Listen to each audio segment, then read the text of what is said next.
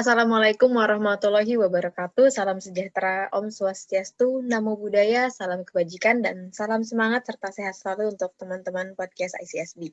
Saya Delia Rendiani, part of ICSB, dan kali ini kita akan membahas salah satu dari 10 tren UKM global yang mungkin terjadi di Indonesia, di mana kedepannya kita harap banyak kemajuan dari UMKM Indonesia yang juga mampu bertahan dan bersaing di dunia bisnis kecil ini. Nah, hari ini saya sudah ditemani oleh Ibu Dia Yusuf. Ibu Dia ini adalah Secretary General dari ICSB, dan nanti kita akan bincang-bincang mengenai the evolution of the entrepreneur womanpreneurs. Halo Ibu Dia, apa kabar Ibu? Sehat selalu ya Bu. Apa kabar Delia? Selamat Baik. pagi, semangat pagi ya. Selamat pagi ya Bu. Ya. Sehat-sehat ya Bu. Alhamdulillah, Delia juga ya, dan semua pendengar juga semoga selalu sehat. Amin. Amin, amin. Bicara tentang womanpreneurs nih Bu, boleh dong Bu sharing sedikit gimana sih pandangan Ibu mengenai bisnis UMKM yang dijalankan oleh para pengusaha, khususnya wanita di tengah pandemi seperti ini dan di Indonesia nih Bu? Kalau pandangan aku ya, womanpreneur di Indonesia ini tangguh-tangguh loh.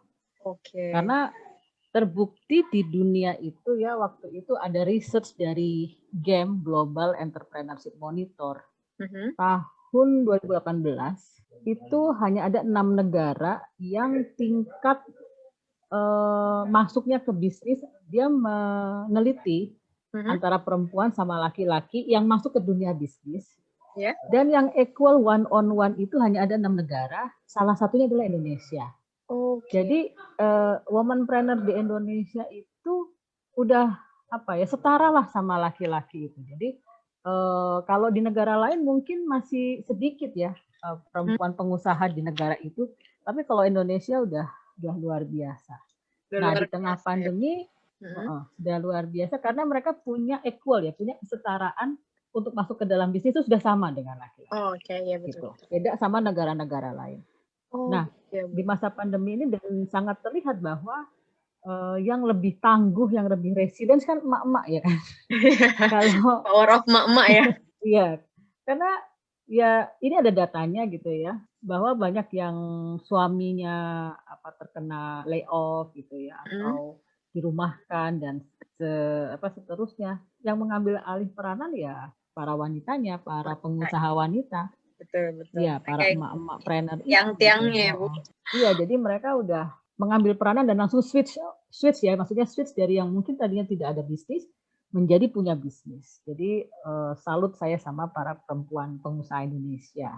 Gitu. Oke. Nah, Bu, terkait UMKM yang dijalankan oleh para pengusaha wanita nih Bu ya, benar nggak sih mereka ini memang sudah setara dengan global womanpreneurs ini gitu loh Bu? Dan adakah solusi realistis untuk para pengusaha wanita untuk mampu menghadapi tantangan dunia bisnis secara positif? Karena kan yang kita tahu wanita ini kan sebagian besar adalah manajer rumah tangga, di mana tugasnya mungkin lebih rumit ya, bukan hanya mengatur bisnisnya aja, tapi juga mereka melakukan pelayanan bisnis dan juga keluarganya kan harus diurus juga nih Bu. Nah, di tengah ekonomi yang seperti ini nih, gimana sih Bu? Ya, betul. Ini juga sesuai dengan materi saya nih. Materi saya dilihat di ICSP Kongres tahun ini di Paris. Jadi saya bawakan materi tentang design your own success for womanpreneur. Nah, jadi memang itu kan nature-nya wanita ya. Nature-nya wanita tuh kadang-kadang kan lebih emosional, kemudian dia lebih jealousy gitu ya, ngelihat yang lain begini, aku harus bisa begini. Nah, dan juga hasil riset itu hasil riset itu ada, jadi gini, wanita itu sebaiknya dia itu mendesain suksesnya mereka sendiri. Jadi design your own success. Jadi misalnya saya mau jualan fashion gitu kan, dan saya mau punya outlet sekian di tahun berapa gitu kan. Itu sudah harus ditentukan dari sekarang gitu loh. Nah, kalau ini pengalaman aku sendiri ya, waktu itu waktu anakku masih bayi gitu ya, aku nggak mau punya target yang terlalu tinggi gitu, karena itu tadi seperti tadi yang Delia sampaikan bahwa kita juga adalah manajer rumah tangga gitu kan. Jadi itu yang tidak boleh juga dilupakan. Nah, karena kita tahu kita gitu banyak yang harus di multi role ya, tidak hanya seorang pembisnis tapi juga mungkin ibu rumah tangga, sebagai istri dan seterusnya, maka kita harus membagi waktu dengan baik. Nah, karena membagi waktu dengan baik itulah maka kita harus setting roadmap dari awal gitu loh. Dari awal nih maunya seperti apa, kita harus mendesain sendiri. Nah, di tengah jalan ketika kita ngeliat, oh kok orang, cara tadi contohnya kita mau bisnis fashion juga ya, mau bisnis fashion, kemudian kita lihat, oh kuliner ternyata lebih menarik gitu ya. Nah, fashionnya belum apa-apa, udah pindah lagi ke kuliner gitu ya. Iya, betul. Ternyata kuliner ini lebih menarik ya. Ternyata kalau punya outlet banyak tuh lebih menarik ya gitu. Padahal punya outlet banyak itu pasti ada konsekuensinya gitu kan. Iya. Ya kita ngomong di awal ya, maksudnya di awal ini sebelum kita punya tim gitu. Kalau nantinya setelah kita bisa mendevelop tim dan seterusnya, tentunya itu menjadi lebih mudah gitu kan. Tapi kita ngomong kan untuk setting di awal. Makanya ketika setting di awal tuh kita harus tentukan, oh kita harus punya tim tahun keberapa atau bulan keberapa. Oh berarti sebelum punya tim kita harus develop dulu SOP-nya mungkin. Oh sebelum punya tim kita harus tahu job desk-nya masing-masing seperti apa, struktur organisasinya seperti apa, bisnis modelnya seperti apa. Sehingga pada saat kita punya tim dan mendelegasikan itu ke tim itu akan lebih mudah. Tapi kalau kita dari awal aja belum punya seperti itu ya bingung juga nanti ketika kita punya tim kan banyak ya dengan bisnis tetangga. Ya banyak juga yang mengeluh akhirnya ini saya tuh timnya banyak gitu ya. Tapi kok kayaknya yang ngerjain apa-apa saya sendiri ya kan ada teman-teman curhat seperti itu karena dari awal memang mereka nggak tahu timnya ini job-jobnya ngapain gitu kan. Nah jadi balik lagi kalau solusinya adalah ya memang kita harus tahu kita mau desain tadi, kita harus mendesain. Walaupun nanti di tengah jalan ada perubahan, tapi kita sudah punya standar gitu ya. Karena kan kita harus terus mengikuti market yang berkembang gitu kan. Iya betul. Kayak sekarang misalnya kan, ketika pandemi maka kita nggak bisa dine in, yang tadinya punya restoran berarti harus. Tapi kan yang diganti itu kan bisnis modelnya gitu. Tapi betul, bukan fokusnya tetap ya. Ya, fokusnya tetap ke situ gitu. Nah nanti setelah itu mau punya dua bisnis, 3 bisnis dan seterusnya sih welcome aja, silahkan aja gitu. Yang pasti kita mesti tahu, kita mesti mendesain sukses buat saya itu seperti apa. Misalnya sukses buat saya itu kalau saya punya apa gitu. Biasanya kan diukurnya material. Tapi ada juga kalau saya sendiri sukses buat saya itu adalah saya bisa mendevelop ketiga anak saya sesuai dengan kemampuan dia. Jadi ketika saya kemana-mana saya bernetworking, yang saya pikirin adalah oh ini bisa nih nanti anak aku hubungin dia nih. Oh nanti ini bisa nih kenalin sama anak aku. Jadi itu tadi sukses tuh beda-beda gitu. Nah itu yang harus kita definisikan terlebih dahulu di awal. Gitu. Jadi supaya nggak stres karena kan perempuan kan gampang stres ya. Nah itu yang kita juga hindari sehingga kita bisa lagi fokus ke bisnis, nggak fokus sama stresnya gitu kan. Gitu. Jadi kita harus punya target ya Bu untuk bisa memanage dan mendesain sendiri sukses yang kita tuju itu ya Bu ya. Iya betul. Oke. Soalnya bisa juga kalau kita pakai batas saya di usia sekian harus apa, usia sekian harus apa gitu. Ya tapi kita tetap harus ini ya, maksudnya kita mendesain kemudian tetaplah kita tawakal ya, maksudnya tawakal. Kemudian kita juga tentunya berdoa dan seterusnya gitu kan. Betul. Ini hanya untuk jadi mendesain sukses kita ini untuk fokus. Jadi kita keep fokus seperti itu gitu loh. Jadi untuk menjaga kefokusan kita gitu. Sebenarnya kan kalau target sukses sendiri itu sebenarnya selain material juga selain materi bisa juga dalam bentuk kepuasan pribadi ya Bu ya, target-targetnya. Betul. Dan menurut Ibu nih, manajemen bisnis ideal yang seperti apakah yang bisa digunakan para wanita pengusaha ini untuk dapat bertahan di dunia bisnis nih Bu? Nah, kalau ditanyakan bisnis ideal, manajemen bisnis ideal ini memang harus nanti disesuaikan lagi dengan bisnis kita apa, kemudian resource kita seperti apa. Karena saya pernah ada satu analogi yang menarik. Ketika kita harus menghasilkan angka 5, ya, itu 5 itu bisa 2 ditambah 3, bisa 4 ditambah 1, ya, bisa 7 dikurangi 2, sama-sama 5 gitu kan. Betul. Tapi prosesnya kan beda-beda. Nah, jadi kalau ditanyakan lagi manajemen bisnis ideal yang seperti apa, ya itu tadi balik lagi disesuaikan dengan target kita seperti apa, kemudian our own success tadi seperti apa gitu kan. Jadi nggak ideal ini bisa beda-beda gitu loh. Antara satu wanita pebisnis dengan wanita pebisnis lainnya. Gitu. Oke. Berarti tergantung mindset dan juga tergantung targetnya ya, karena ideal itu bisa relatif ya Bu ya? Ya, relatif, ideal itu relatif. Jadi nanti juga disesuaikan lagi dengan resource-nya dia. Jadi resource di bisnisnya itu seperti apa gitu. Mungkin kan ada yang sudah punya tanah warisan gitu ya. Yeah. Ada juga mungkin tanah itu dia harus beli dulu gitu loh ya. Nah itu kan pasti punya proses manajemen yang berbeda gitu ya. Ketika taruhlah pada saat si wanita ini terjun ke bisnis properti gitu misalnya ya kan lahannya harus ada dulu gitu kan. Nah, ada yang dapat warisan gitu kan. Nah, ada juga kan yang harus dia ngeliatin, oh properti itu potensinya bagus. Tapi aku nggak punya lahan, berarti apa yang harus aku lakukan? Berarti aku harus kerjasama sama orang gitu kan. Dan seterusnya. Jadi kan itu kan bisa kelihatan itu beda-beda berarti gitu kan. Antara si satu pebisnis dengan pebisnis lainnya. Tapi itu tadi kita harus menentukan, kayak tadi kalau analogi tadi 5 tadi ya. Iya. Kita harus menentukan 5-nya itu dulu gitu.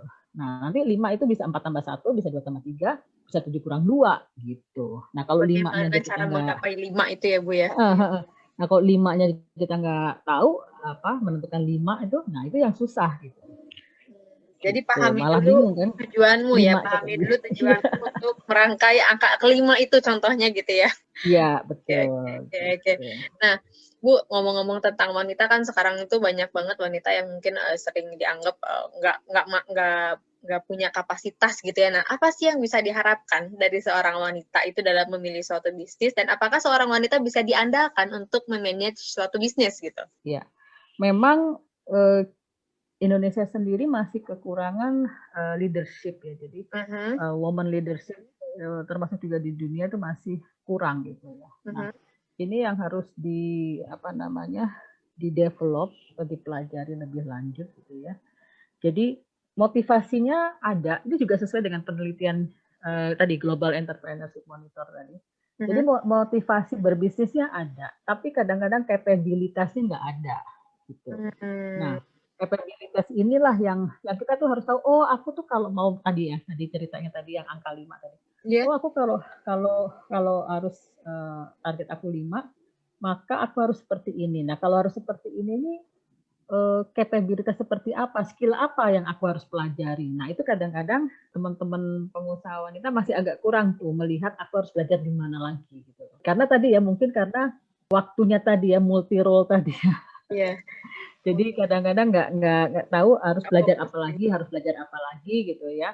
Tapi dia tahu dia mau kelima tadi. Jadi kalau dibilang yang diharapkan dari wanita dalam memilih suatu bisnis, ya dia harus tahu dulu apa kapabilitasnya juga gitu kan. Dan kemudian bagaimana cara dia mencapai targetnya dia tadi.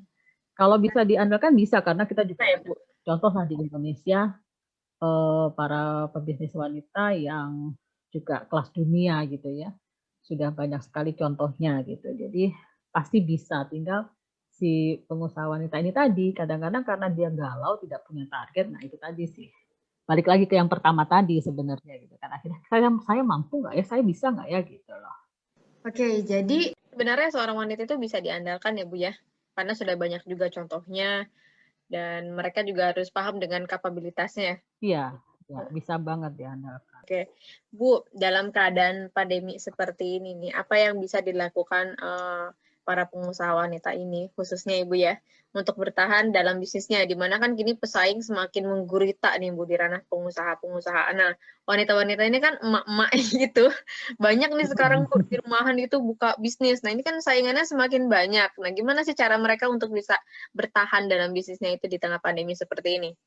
Yang pertama memang dia harus kenal marketnya dulu gitu. Jadi ketika dia jualan tadi ya fashion mungkin ya, dia jualan fashion reseller lah taruhlah gitu ya. Iya.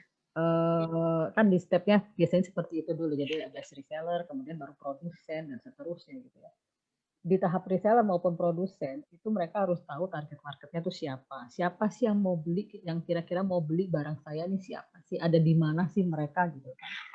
Karena apalagi sekarang tuh tadi ya, perubahan customer atau perubahan pelanggan itu sangat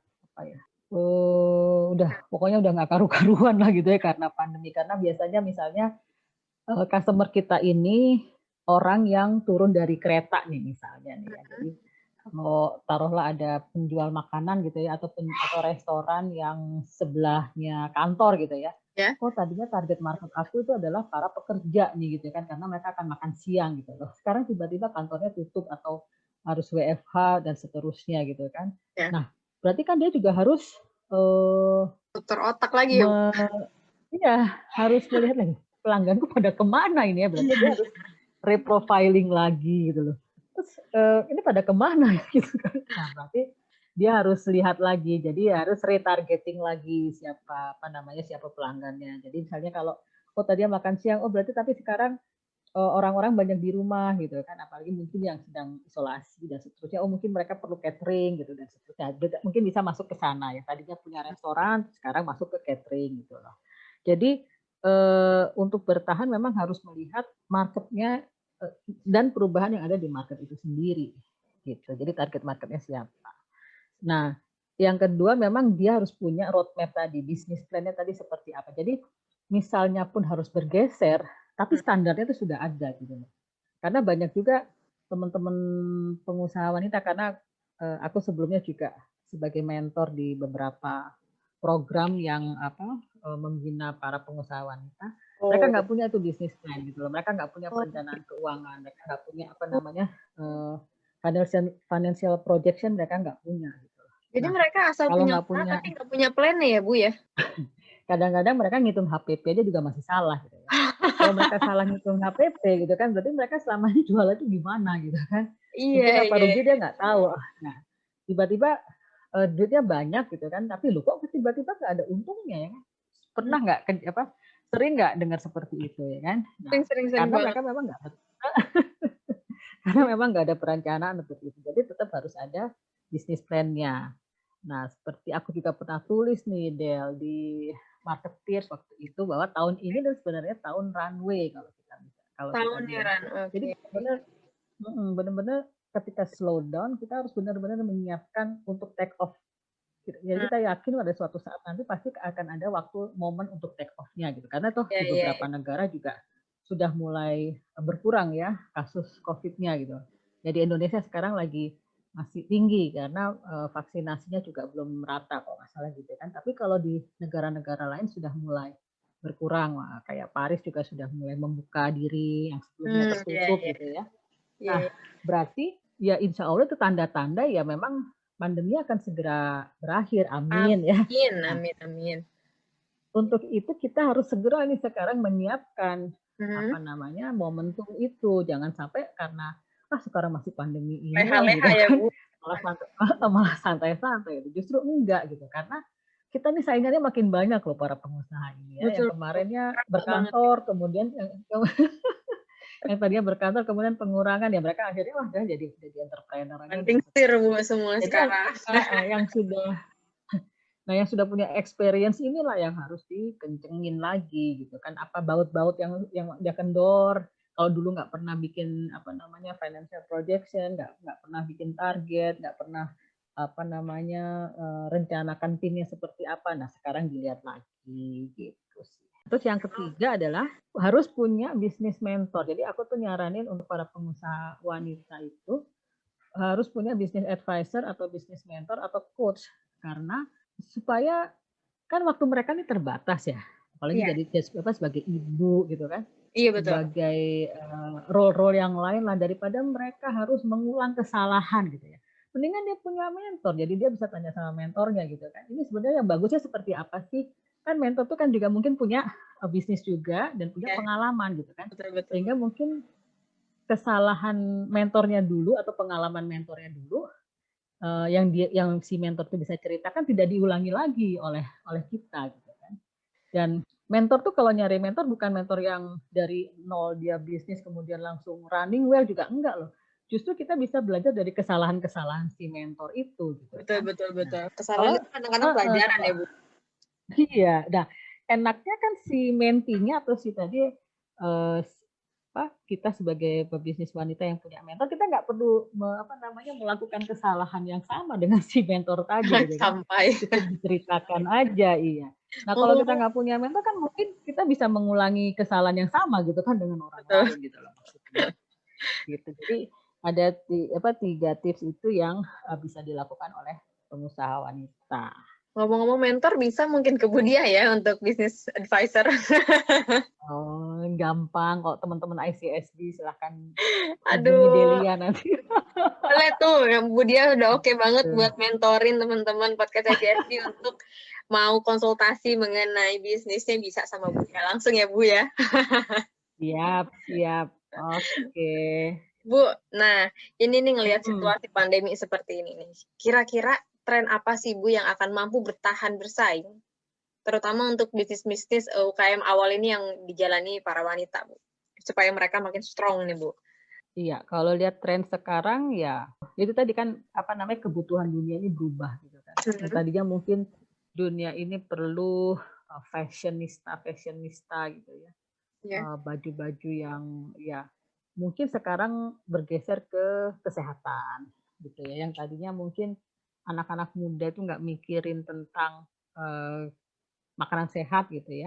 Nah sekarang sudah mulai bergeser, mereka sudah mulai mikir juga tuh makanan sehat gitu ya. Betul. Jadi kita sebagai pengusaha harus melihat atau bisa membaca itu tadi kebutuhan-kebutuhan yang ada di market. Karena memang salah satu tipsnya adalah kita itu kalau jualan atau kalau bisnis harus ada marketnya, harus ada pelanggannya. Karena ada juga kan yang memulai dengan produk gitu. Tapi kalau buat UKM sih saran aku sebenarnya mulai dari pelanggannya. Kalau mulai dari produk tuh contohnya ini, Del. Contohnya itu Yakult dulu ya. Yakult itu atau Pocari, Yakult kalau nggak salah. Itu dia penetrasi ke market itu sekitar puluhan tahun. Karena waktu itu orang tuh belum membutuhkan adanya bakteri baik di usus. Makanya dia edukasi terus kan dulu kan. Jadi Yakult itu perlu penetrasi market itu sekitar 20 tahun atau 40 tahun lah. Pokoknya tahunan, pokoknya puluhan tahun lah. Nah, itu contoh kalau kita kita memulai dengan produk gitu. Jadi cost-nya kan tinggi kan, harus edukasi market kan. Makanya dulu kan saya minum 2 segala macam itu kan edukasi. Nah, kalau UKM kan resource-nya kan nggak bisa selama itu gitu kan. Iya, mereka muterin kalau UKM yang harus dilihat adalah marketnya ada apa enggak. Nah, marketnya sekarang lagi perlu apa gitu. Nah, itu lebih gampang daripada kita based on produk dulu gitu. Tapi setelah itu tentunya ketika market perlu tadi ya, misalnya kalau sekarang kalau di fashion yang aku lagi perhatikan adalah mukena travel karena sekarang dulu kan kalau di musola-musola di mall tuh kan masih disediain ya mukena ya. Sekarang kan udah enggak tuh. Iya. Nah, berarti ada kebutuhan mukena travel di mana mukena itu yang bisa masuk tas dan seterusnya, tipis tapi tidak nerawang dan seterusnya gitu ya. Nanti itu boleh konsultasi ke aku deh. Kebutuhan kalau risetnya. Nah, berarti ada kebutuhan mukena travel tadi. Gitu kan? Nah, tapi kita juga harus memasukkan keunggulan kita dibandingin mukena travel lainnya itu apa gitu kan. Misalnya kita pakai warna-warna monokrom misalnya. Jadi kita spesialis di monokrom saja gitu. Jadi tidak selalu didikte sama market, tapi kebutuhan market kita tahu, kemudian kita masukkan unsur value-nya kita, branding-nya kita tuh seperti apa yang ingin ditangkap oleh mereka itu gitu. Nah, itu kita harus pandai-pandai membaca tren tadi. Yes. Nah, kemudian ya mungkin kayak perawatan skincare itu juga masih bagus ya, karena kan orang juga nggak bisa ke salon lagi sekarang gitu kan. Iya, di rumah Bu. Jadi nah di rumah tapi yang praktis. Jadi misalnya kalau kayak perawatan rambut dan seterusnya, kalau yang biasanya itu dikerjakan oleh harus orang lain gitu kan. Nah, perawatan rambut yang bisa dikerjakan sendiri itu seperti apa? Nah, tentunya teman-teman UKM juga harus inovasi di sini kan, berinovasi sesuai dengan kebutuhan marketnya gitu. Jadi masih tetap ada peluang gitu. Jadi tren-tren ini sebenarnya masih terus berkembang ya Bu, dan bisa diikuti sebenarnya untuk bersaing ya. Asalkan kita bisa baca situasi ya Bu. Iya, jadi kita harus punya kemampuan tadi membaca tren tadi gitu. Kemudian yang kedua, setelah kita membaca tren, memang kita harus tes market. Jadi sebelum kita memproduksi dalam jumlah banyak, kita harus hitung nih, istilahnya kalau di effectuation itu affordable loss gitu. Jadi kalau kita mengeluarkan satu produk baru yang kita mengikuti tren, kita ini mau keluarin modalnya tuh maksimal berapa. Terus kalau mau misalnya rugi gitu ya, ternyata prediksi kita itu tidak tepat, ternyata market tidak perlu produk kita nggak rugi-rugi banget gitu loh. Jadi masih dalam minimum hitungan yang viable tepat product ya. kita harus ya itu harus dihitung juga kan. Nggak misalnya, wah kita produksi langsung nih 1.000 gitu. Ya memang kalau produksi 1.000 mungkin cost-nya lebih turun gitu kan. Iya, iya. Tapi kan tetap aja dikali, misalnya kalau produksi 100 harganya per pieces 1.000 gitu ya. Kalau produksi 1.000 harganya per pieces adalah 500, tapi kan tetap aja dikalinya kan banyak juga akhirnya 1.000. gitu kan. Dikali 1.000. Kalau misalnya 100 lakunya gitu cuma kan. 100, sisa 900 lumayan rugi juga sih itu ya, Bu. Nah iya, itu makanya kita harus, makanya tadi aku sampaikan bahwa pengusaha wanita juga harus bisa berpikir strategi seperti itu gitu loh, nggak hanya sekedar ayo kita produksi, ayo gitu kan.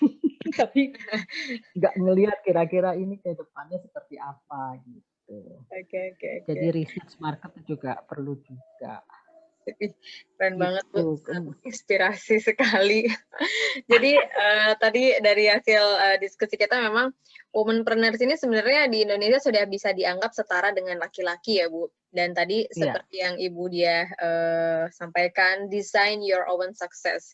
Daripada cemburu atau iri-irian lihat bisnis lain, lebih baik mendesain sendiri, suksesnya sendiri ya, Bu. Jadi memang harus punya target. Betul. Mana target itu bisa di-manage dan didesain sendiri untuk sukses yang ditujunya gitu, dan sesuaikan targetnya, diidealkan dengan resource-nya sendiri ya, Bu.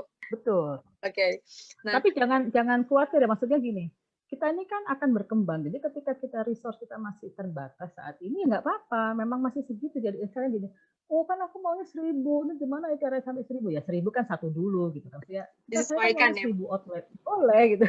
Tapi yang satu dulu ini diselesaikan dulu gitu kan, habis 1, kemudian 2, kemudian 3, kan nyampe juga kan 1.000 gitu kan. Tapi harus tahu juga konsekuensi, kalau 1.000 itu berarti kan masalahnya lebih banyak gitu kan. Nah kalau 1.000 itu bagaimana nanti anak-anak dan seterusnya, bagaimana mengaturnya, karena jangan sampai kita sebagai ibu tuh menyesal gitu loh. Karena aku juga banyak temuin nih, Del. Apa tuh, Bu? Banyak ibu-ibu yang menyesal gitu. Kenapa? Karena itu tadi tidak bisa membagi waktunya mungkin ya dengan bijaksana. Karena ada yang, nah makanya tadi design your own tactic. Kalau ada yang lebih kemana gitu kan, tapi ada juga benar-benar dipikirin sebenarnya kita itu kriteria sukses buat kita itu seperti apa sih, kayak gitu ya. Jangan sampai menyesal gitu loh di kemudian hari ya, konsekuensinya kan pasti ada gitu kan. Iya, betul. Suatu pilihan kan pasti ada konsekuensinya. Betul. Terus aku mau kasih tips juga buat teman-teman womenpreneur itu, ya tentunya support dukungan dari keluarga, dari mungkin kalau yang sudah berumah tangga ya dukungan dari suami itu sudah nomor 1 lah. Jadi harus baik-baik negonya gitu kan. Kemudian dukungan dari anak juga gitu ya, itu juga harus baik-baik gitu, supaya tadi kan kalau kita dapat support, kita akan lebih gampang ya menjalaninya tuh, jadi lebih plong gitu ya, daripada kucing-kucingan gitu ya. Iya betul, Bu. Daripada kucing-kucingan. Terus yang kedua adalah harus punya community support nih, seperti di ICSB misalnya gitu ya. Karena kita kan kalau mau curhat, mau apa lah, kalau yang nggak ngerti bisnis ya nggak ngerti gitu ya. Iya, betul. Maksudnya kalau komunitasnya tuh, misalnya kitanya pembisnis tapi curhatnya di komunitas sepeda, mungkin kan nggak nyambung gitu kan. Ini apa sih? Biasa kita ngomongin roda. Buat teman-teman pengusaha wanita harus punya community support, karena community support itu juga untuk belajar bersama tadi. Oke, banget. Jadi kita nggak perlu cari-cari sendiri gitu, misalnya bikin bisnis model canvas seperti apa sih gitu kan, daripada kita cari-cari sendiri, kalau ada community learning-nya gitu kan, community support-nya kan enak, kita bisa belajar langsung, belajar bareng gitu kan, bisa sharing, ditanyain gitu kan, iya bisa sharing, dan yang efeknya kan juga kita jadi dapat network gitu kan, kita mungkin juga dapat pelanggan di situ gitu kan. Jadi harus ada community support atau terjun ke community yang sama lah pebisnis juga ya, gitu. Kemudian yang ketiga itu tadi harus punya mentor tadi, itu akan lebih memudahkan untuk teman-teman punya usaha. Itu sih Del tipsnya. Jadi tadi dari Bu Dia sendiri kan ada saran-saran ya Bu ya, tips-tips, yaitu adalah support dan dukungan dari keluarga, terutama suami itu sangat penting bagi yang udah berkeluarga ya Bu. Lalu juga harus punya community support, terus juga harus punya mentor kalau bisa untuk memudahkan konsultasi juga bagaimana bisnis yang baik, yang sehat, dan bisnis yang sebaiknya tidak dilakukan ya, karena berdasarkan pengalaman para mentor mungkin yang punya bisnis. Nah, dan juga jangan lupa kenali market, siapa target market kita, terus juga kita harus punya roadmap bisnis plan-nya seperti apa, harus punya financial plan-nya seperti apa, dan fokus terhadap bisnis itu ya Bu. Betul. Oke. Bu Dia, terima kasih banget ini. Terima kasih banget sudah diskusi bareng-bareng nih Bu, dan ini tuh sangat menginspirasi sekali teman-teman UMKM yang ada di Indonesia Bu. Dan semoga podcast ini nantinya dapat membantu teman-teman UMKM, khususnya wanita-wanita pejuang yang ada di Indonesia ini untuk lebih bersemangat dalam menjalankan bisnis kecilnya untuk sampai di skala nasional dan internasional. Karena UKM harus kompetitif dan maju terus. Betul. Gitu. Betul. Betul. Oke, Bu Dia barangkali ada yang sampaikan lagi wanita ya. Iya. Pesan-pesannya. Apalagi wanita karena ada satu kalimat yang cukup menginspirasi. Apa tuh? Pengen dengar banget. Iya, ketika kita ngajarin wanita, itu sebenarnya yang belajar tuh bukan cuma wanita itu, tapi yang belajar tuh juga keluarganya, karena kan pasti dia akan menurunkan ke anak-anaknya. Jadi ketika kamu ngajarin wanita, maka kamu tuh sebenarnya ngajarin satu generasi. Gitu. Karena wanita yang mengajarkan ya Bu ya, anak-anak dan turunannya ya. Kan iya kan wanita itu madrasah nomor 1 ya. Madrasah nomor 1 luar biasa sekali. Iya gitu loh. Tapi nggak cuma buat yang ibu-ibu ya kan kerasa ya bahwa kalau kita ya kayak Delia mungkin ya bisa menginspirasi sekelilingnya, mungkin adiknya dan seterusnya, itu kan juga berarti kan bukan hanya Delia yang kita ajari gitu kan, tapi Delia juga bisa menginspirasi yang lain gitu loh. Karena kan kita nature-nya kan berbagi, ya kan, ngobrol, gosip gitu. Nah, kalau gosipnya positif kan bagus. Betul Bu, kalau gosipnya positif bisa menambah wawasan. Kalau negatif saya nggak komen. Malah dia bilang gini, when you invest on woman, whether your company or your country, your economy will be growth. Jadi ekonomi itu akan berkembang ketika kita itu invest kepada wanita. Gitu. Itu juga ada risetnya tuh, nanti kalau mau dicari di googling, cari aja tuh. Gitu. Boleh nanti kita discuss lebih banyak ya Bu ya, aku pengen tanya-tanya banyak. Iya, ini udah habis waktunya. Iya. Seru. Terus kalau udah ngomongin bisnis, apalagi sama wanita nih Bu, nyambung banget nih Bu. Betul. Dulu kita ngobrol tentang kendala-kendala tadi ya. Iya, tadi kita ngomong kenalan juga motivasi dari dia. Jadi benar-benar sangat menginspirasi Bu, terima kasih banyak. Mungkin sekian Bu, mohon maaf nih Bu kalau ada kata-kata yang kurang mengenakan, dan juga untuk teman-teman podcast ICSB kalau ada yang mau langsung konsultasi bisa langsung sama Ibu Dia Yusuf. Ibu Dia terima ya Bu ya? Siap. Oke. Boleh. Ya. Oke, kalau begitu terima kasih banyak. Tetap semangat. Saya Delia Rindiani dari